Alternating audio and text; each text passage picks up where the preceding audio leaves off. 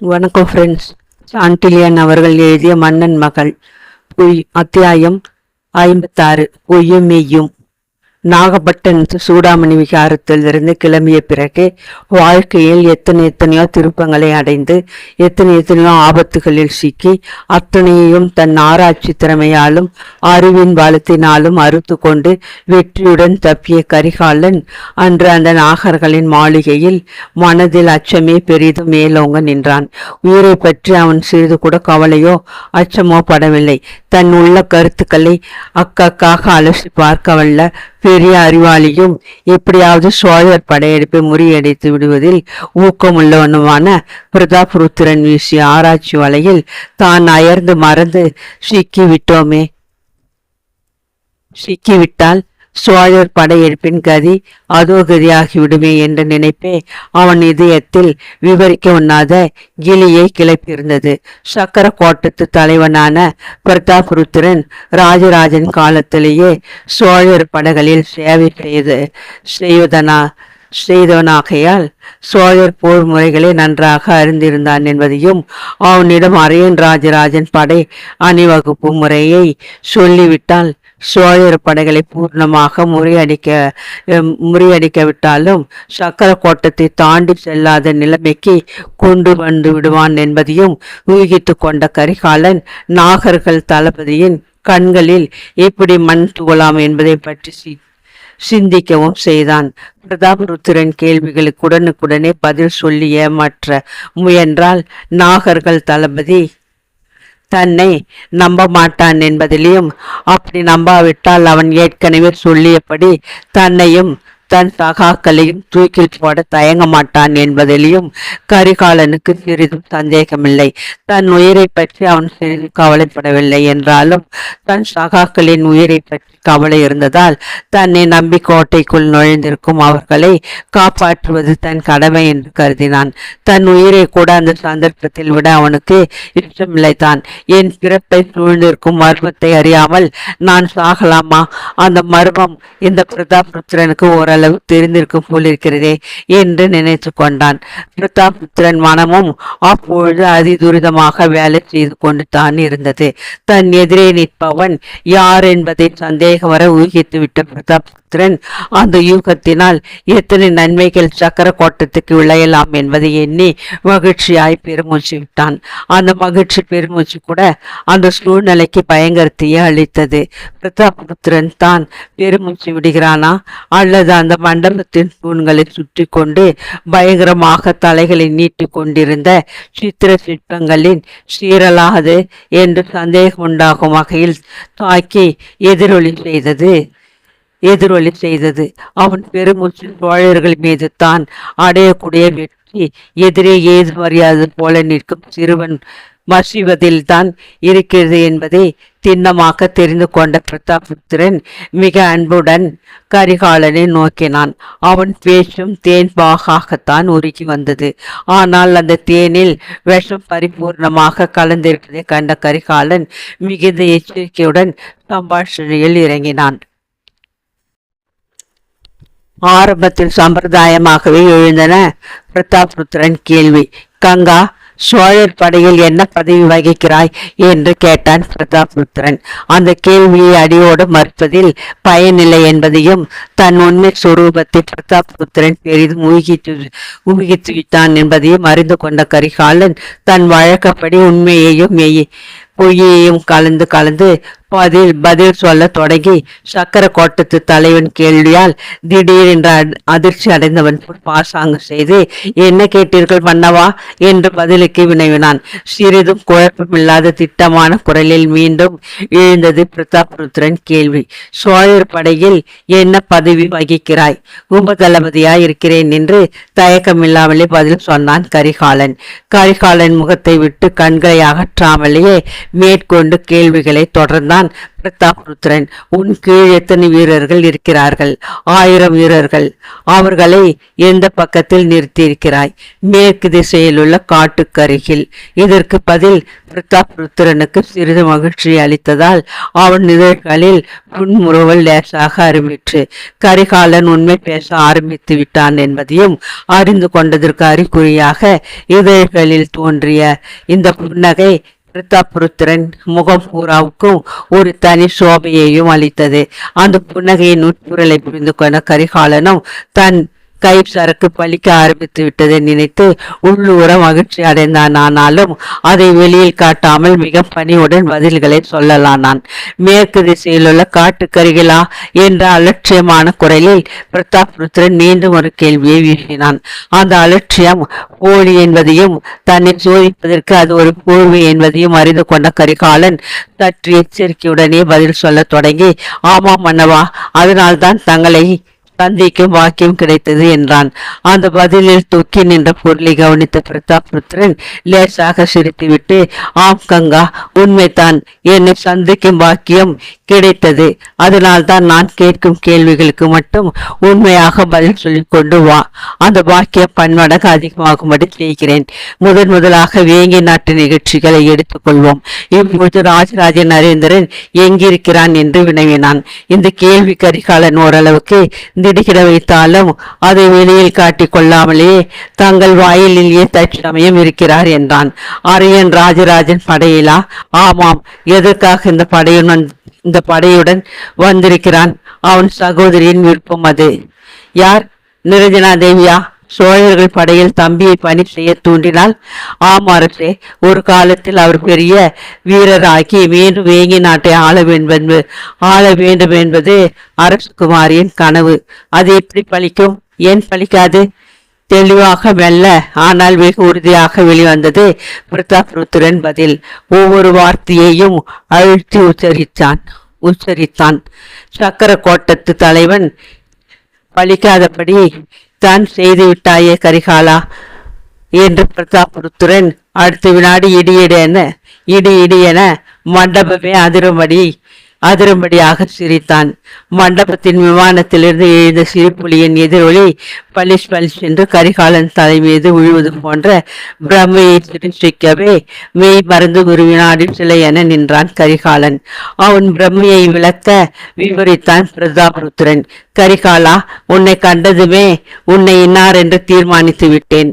சுய நன்மையையும் சோழ நாட்டு நலனையும் உத்தேசித்து நீ நிரஞ்சனாதேவிக்கு துரோகம் செய்ததும், வேங்கை நாட்டு அரியணையை ஜெயசிம்மசாலிக்கின் மருமகனான விஷ்ணுவர்த்தன விஜயாதித்தனுக்கு விற்றுவிட்டதும் அக்கம் பக்கத்து அரசுகளில் பிரதி தினம் பேசப்பட்டு வருகிறது.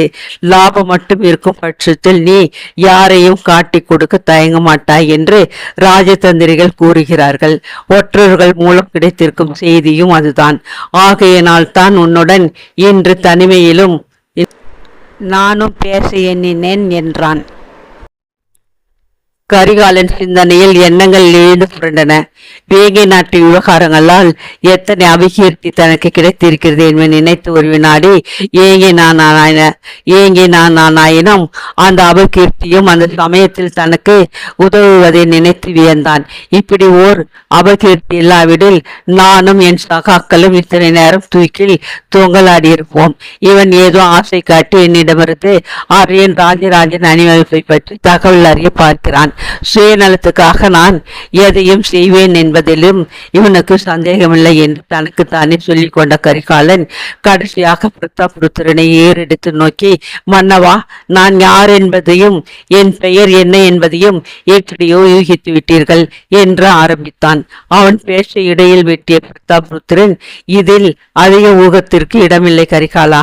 வேங்கி நாட்டிலும் மேலே சாளுக்கிய எல்லையில் அரியன் ராஜராஜன் பாசறையிலும் நடந்த உன் லீலா வினோதங்களை உலகம் அறியும்.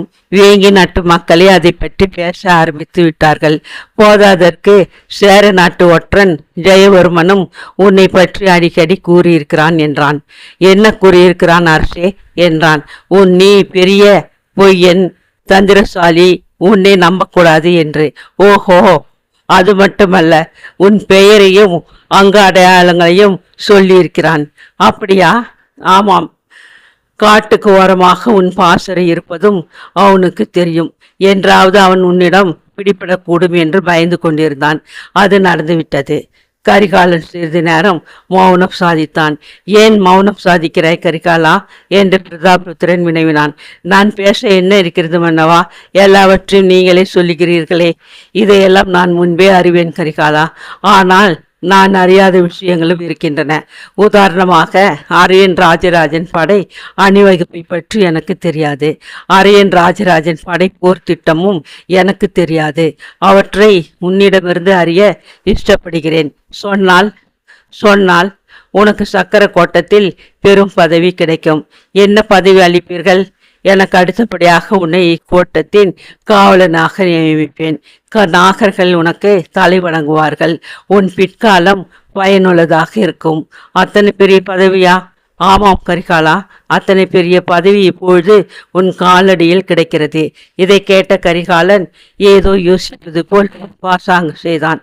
பிரதாபருத்திரன் அளிக்கும் பதவியை உடனே ஒப்புக்கொள்வது சந்தேகத்தை அளிக்கும் என்று நினைத்து திருப்தி அடையாதவன் போல் பேச ஆரம்பித்து, மன்னவா, நான் பதவிக்கு ஆசைப்பட்டு இதை செய்ய முன் வரமாட்டேன்.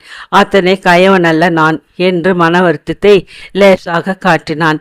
வேறு எதற்கு ஆசைப்படுகிறாய்? சொல். பெரும் படைகளை விலைக்கு வாங்கவல்ல நாகரத்தினங்கள் வேண்டுமா? பொற்காசுகள் கோடி கணக்கில் வேண்டுமா என்று ஆசை காட்டினான் பிரதாபருத்திரன். அவையும் வேண்டியதுதான். அத்துடன் என்ன என் பிறப்பு மர்மம்? பிரதாபருத்திரன் சற்றே யோசித்தான். பிறகு சொன்னான், பிறப்பு மர்மத்தை சொல்ல என் நண்பனுக்கு கொடுத்த பிரமாணத்தை உடைக்க வேண்டும் என்று. தர்மம் அதற்கு இடம் கொடுக்கிறது மன்னவா. தர்மத்தை பற்றி தெரியுமா உனக்கு? தர்க்க சாஸ்திரத்தை நன்றாக படித்திருக்கிறேன். அந்த சாஸ்திரம் என்ன சொல்கிறது?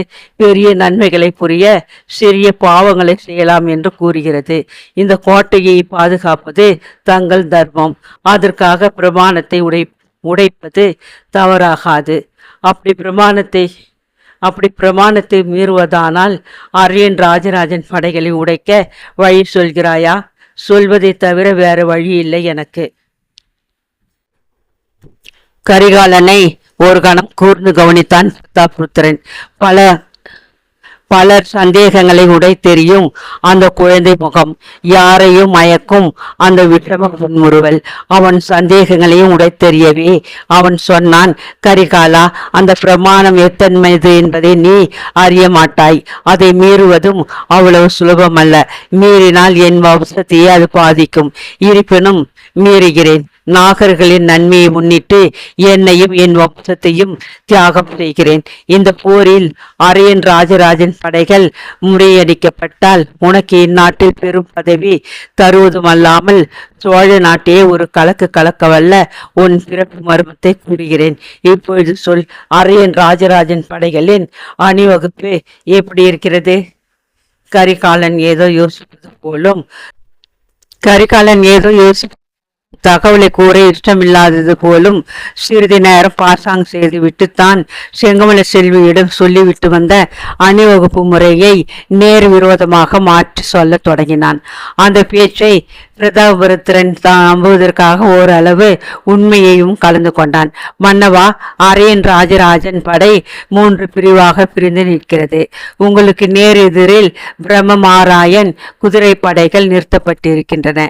கிழக்கு கதவுக்கு எதிரில் அரியன் ராஜராஜன் தன் படைப்பிரிவை நிறுத்தியிருக்கிறான். மற்ற படைகள் செங்கமல செல்வியின் தலைமையிலும் ராஜராஜ நரேந்திரன் தலைமையிலும் காட்டு முகப்பில், அதாவது மேற்கு பகுதியில் நிற்கின்றன என்று விவரித்து சற்று பேச்சை நிறுத்தினான். பிரதாபருத்திரன் வியப்பினால் விழிகளை கரிகாலன் மீது நாட்டி, இது என்ன விசித்திரமாயிருக்கிறதே, பிரதான படை தலைவன் பக்கவாட்டிலும் அவனுக்கு அடுத்தவன் நேர் எதிரிலும் அணிவகுத்து நிற்பார்கள். சோழ நாட்டு போர் முறைக்கே இது முரணாயிற்றே என்று கேட்டான். அவன் உள்ள நிலையை சரியாக ஊகித்து விட்டதை கண்ட கரிகாலன், சாதாரணமாக படை அணிவகுப்பு மாறித்தான் இருக்க வேண்டும். ஆனால் நான் புறப்படும் முன்பு அவர்கள் செய்த மந்திர ஆலோசனையில் முறையை மாற்றிவிட்டார்கள். எதிர்ப்பு எதிர்பாராத விதமாக தங்களை தாக்கவே இந்த மாறுதல். அரியன் ராஜராஜனை எதிர்பார்த்து நீங்கள் தெற்கு வாயில் வழியாக புறப்படுவீர்கள். பிரம்மமாராயர் தங்களை தடுத்து தாக்குவார். அதற்குள் அரியன் ராஜராஜன் கிழக்கு வாயிலுக்குள் நுழைந்து தெற்கு வாசலை நோக்கி பின்புறமாக படைகளுடன் வருவான். இரு படைகளுக்கும் இடையே தங்கள் படை நொறுங்கிவிடும் என்று விவரித்தான். உண்மைக்கு முழுதும் மாறுபட்ட இந்த அணிவகுப்பை பற்றி கரிகாலன் கூறிய தகவல்களை கேட்ட பிரதாபருத்திரன் அதை பெரும் உண்மை என்றே கருதினான். அதில் கண்ட போர் தந்திரம் பெரிய படைத்தலைவர்கள் கையாளும் முறைகளை பின்பற்றியிருந்தமையால் சந்தேகத்துக்கு சிறிதும் இடமில்லாது போகவே நாகாசனத்திலிருந்து எழுந்து கரிகாலன் அருகில் வந்த பிரதாபருத்திரன், கரிகாலா, இன்னும் ஒரு கேள்வி. யானை படைகள் என்னவாயின என்று வினவினான். அவற்றை பின்னுக்கு கொண்டு போய் விட்டார்கள். ஏன்? நான் யோசனை சொன்னேன். உன் யோசனையாதே? ஆமாம், யானைப்படைகள் முன் நின்றால் விஷம் தீட்டிய உங்கள் வாளிகளும் வேல்களும் அவற்றின் மீது பாயும். அதனால் அவை மிரண்டு திரும்பி ஓடும். இது சோழர் படைகளுக்கு பெருத்த சேதத்தை அளிக்கும் அல்லவா? அதனால்தான் கடைசி கட்டத்தில் அவற்றை நிறுத்தி வைக்கும்படி ஏற்பாடு செய்தேன். பிரதாபருத்திரன் மனதில் ஏதாவது சந்தேகம் இருந்தால் இந்த பதில் அந்த சந்தேகத்தை அறவே உடைத்து விட்டது. யானைப்படைகள் பின்னணிக்கு அழைத்து செல்லப்படுவதாக கோட்டையிலிருந்து பார்த்த அவன் வீரர்கள் அவனுக்கு தகவல் கொடுத்திருந்தார்கள்.